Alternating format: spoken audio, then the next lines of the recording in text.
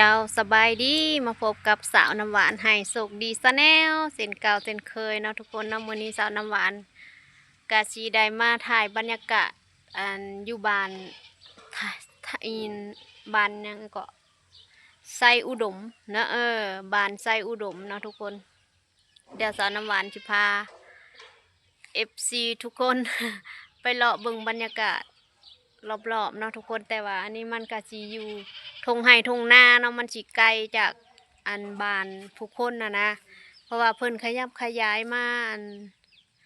ปลูกเฮือนอยู่นาอยู่ทงนาเนาะทุกคนเนาะก็สิมีหนองปลามีหลากหลายเดี๋ยวสาวน้ำหวานจะพาไปเบิ่งบรรยากาศยามแรงๆประมาณสัก5 โมงเนาะไปเบิ่งกันเลยเนาะทุกคนนี่อันนี้ก็เป็นต้นมะกอกเนาะน่าจะเป็นมะกอกแหละเนาะทุกคนนี่เป็นหมากหลายเดี๋ยวสาวน้ำหวานที่พาเลาะเบิ่งบรรยากาศดีแต่ว่าท่อกลางเย็นก็ฮ้อนนะฮ้อนแห้งเด้อทุกคนนะเพิ่นปลูกตามแคมหัวเพิ่นก็มีแต่แนวกินหมดขนาดต้นนั้นนี่นะกินได้เนาะทุกคนต้นที่เป็นหนามนี่ก็กินได้คือกันต้นสูงนี่กินกับลาบกับป่นแล้วแต่ไผมักเนาะวันนะหน่อไม้หน่อตอกเพิ่นมีเมิดเลี้ยงเป็ดเลี้ยงไก่แบบสบายเลยดินเพิ่นกว้าง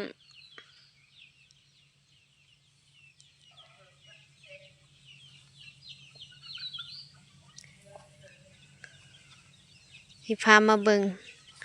ต้นนั้นนี่ก็กินได้คือกันต้นติวเนาะพักติวอันนี้ฝนอยู่ฝนก็มีมันก็เลี้ยงปลาอยู่เด้อ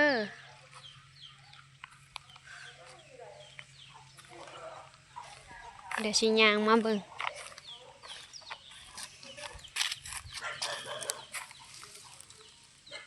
เพิ่นก็เฮ็ดหัวออมไว้เนาะปลูกต้นม่วง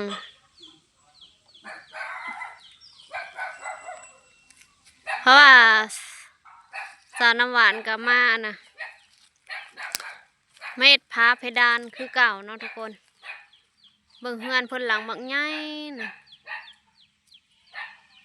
คนนะหลังบักใหญ่หนึ่งเลยเนาะทุกคน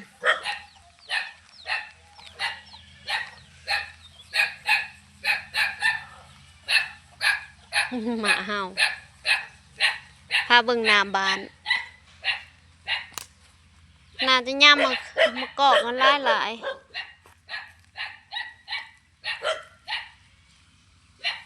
อันนี้เป็นน้ำบานเพิ่น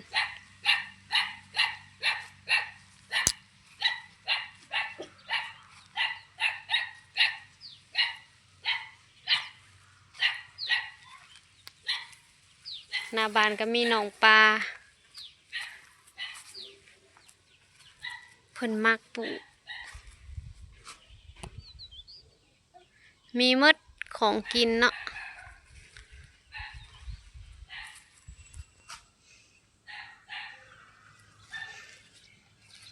พอฮ้อนยำกลางเงินกะมาผูกเปเตียงมานอนนี่แหละ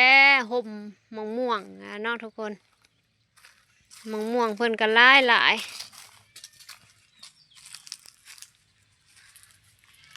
หมากม่วงหมากมีดินทางนี้ยังกวางอันนี้เนาะทุกคนนะกวางขนาดเลย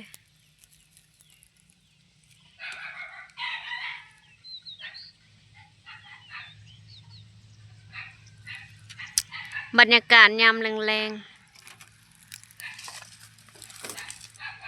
ต้นมะม่วงก็ต้องมีหั่งมดแดงซะแล้ว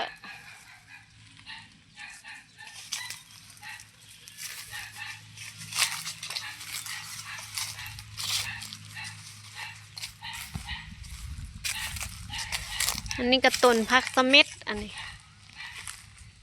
ปลูกแนวกินได้มืด นี่อันนี้ก็กินได้นี่แต่อันนี้มันยังบ่ทันมันแก่แล้วเนาะใบมันแก่แล้วต้องรอยามมันออกใบอันอ่อนๆใบออกแดงๆ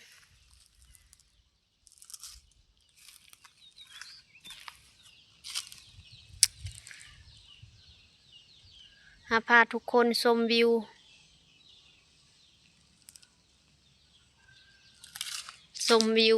บ้านอุดมบ้านไซอุดมบรรยากาศยามแรงกันนาอยู่เนาะแต่ว่าพอแบบกลางเงินนะแบบมันฮ้อนเนาะมันฮ้อนเกินนะทุกคนมันฮ้อนอะไรได้อยู่จนบ่ได้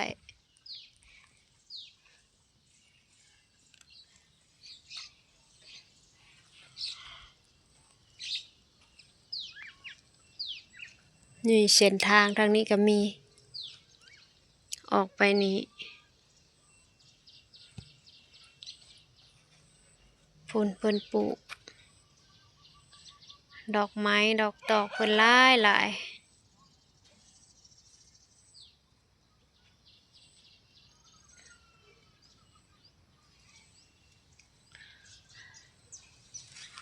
ถ่ายบรรยากาศยามแรงให้ FC ทุกคนได้เบิ่งเฮือนเพิ่นกำลังบักใหญ่นึง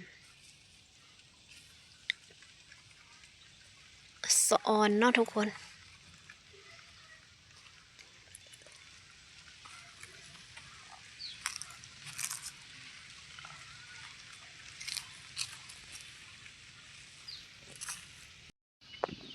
กระโดดแล้วเนาะทุกคนบ่ได้ถ่ายคลิปลงให้ FC ทุกคนได้เบิ่งได้ชมเนาะก็อย่าลืมติดตามกันในเด้อฝากติดตามในเด้อเนาะทุกคนเนาะฝากกดไลค์กดแชร์เพื่อเป็นกำลังใจให้สาวน้ำหวานเฮ็ดคลิปต่อไปเนาะมีโอกาสกะสิไปหันไปนี่กะสิพยายามถ่ายให้ FC ทุกคนได้เบิ่งได้ชมบรรยากาศอยู่ฝั่งลาวเนาะแต่ว่าแต่ละบ้านนะบางทีได้ไปเฮ็ดเวียกนี่แน่นอนกะสิพยายามถ่ายให้ทุกคนได้เบิ่งได้ชมเนาะคลิปสาวน้ำหวานกะ พาเบิ่งบรรยากาศชีวิตประจำวันของสาวน้ำหวานนั่นเองเนาะว่าแต่ละมื้อแต่ละวัน บางมื้อกับบ่ได้ถ่ายอันนี้คือดนแล้วเนาะทุกคนบ่ได้ถ่ายคลิปลงกระโดนเติบแล้วเนาะกะฝากบ่ว่า CFC อยู่ฝั่งไทยฝั่งลาวเนาะหรือว่าอยู่ต่างประเทศกะฝากติดตามสาวน้ำหวานเด้อเพื่อเป็นกำลังใจเฮ็ดคลิปต่อไปเนาะก็สำหรับคลิปนี้ก็มีประมาณนี้เนาะทุกคนมาถ่ายเล็กๆน้อยๆบรรยากาศเล็กๆน้อยๆให้ทุกคนได้เบิ่งได้ชมเนาะก็สำหรับคลิปนี้ก็ขอกล่าวคำว่าสบายดี